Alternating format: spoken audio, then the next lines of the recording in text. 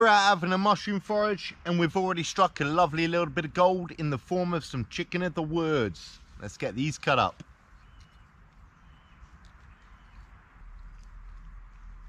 Next up we got us some delicious oysters.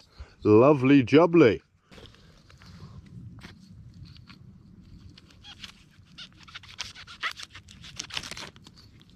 Just perched up on this tree and we got us some lovely jelly ears.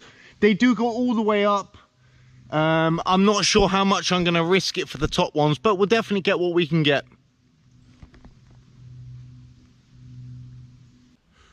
Got us a lovely handful of them.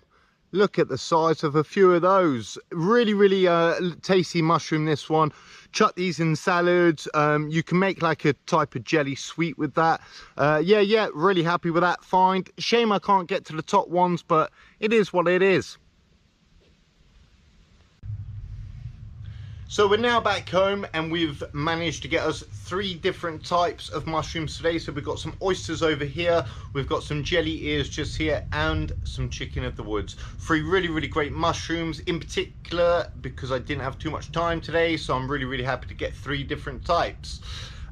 We'll start with chicken of the woods. So this one is always like a yellowy orange on top, have a white underside, no gills or anything like that. It's very easy to identify. I think this is quite a breakthrough mushroom, let's say. Very easy to identify. As you see on the inside there, a nice whitey flesh, very much resembles chicken. If you've seen other videos on my channel, you'll see that I've used this to make chicken nuggets, these type of things before, and basically using it as a chicken replacement. You definitely have to cook that one. It can give some people a bit of an upset stomach. Lookalikes, jack-o'-lantern, people can sometimes get mistaken for. Yeah, to be honest, always double check that you know what you're eating before you eat it, basically. But for me, chicken of the woods, I personally think is really easy to identify. With the main difference between this and a jack-o'-lantern being that a jack-o'-lantern has orange gills underneath. So as long as you know it's not got that and it's got these white paws instead, you're all good to go, all good to go. As I say, really great. I couldn't rate that one any higher. That is definitely one of my favorites. 9 out of 10. Next we're going to move on to the jelly ears. So these are an absolute tasty mushroom. Really tasty. A bit funky looking, some people may say. As you can see, they get their name from the fact that they are shaped like an ear.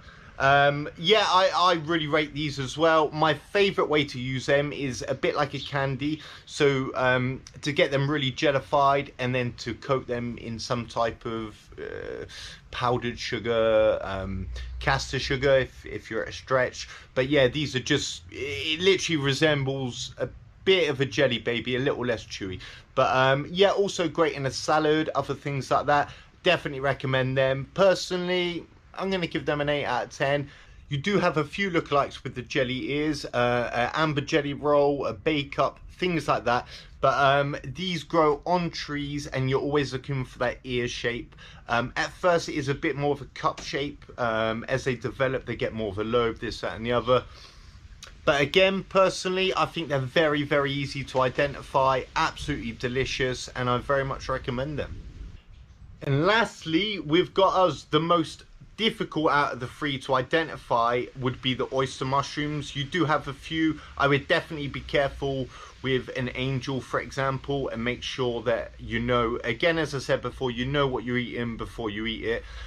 These will usually be white to greyish. They can also, I've seen them tanned, brown. On the underside you're going to have long white gills that go all the way down through the stem. That's another way to differentiate them between others, because some of them abruptly stop before the stem.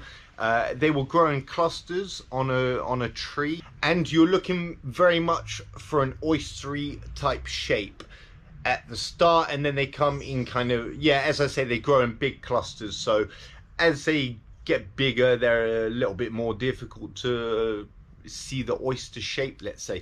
But again, a very delicious mushroom. A little bit less delicious, I would say, than these two. I'm probably going to give that one, let's say, a 6 out of 10. My favourite thing to do with those is literally a lovely pasta dish, oyster pasta dish. I don't think you can go wrong with that. It's really, really delicious. A little bit of cream or a little bit of white wine.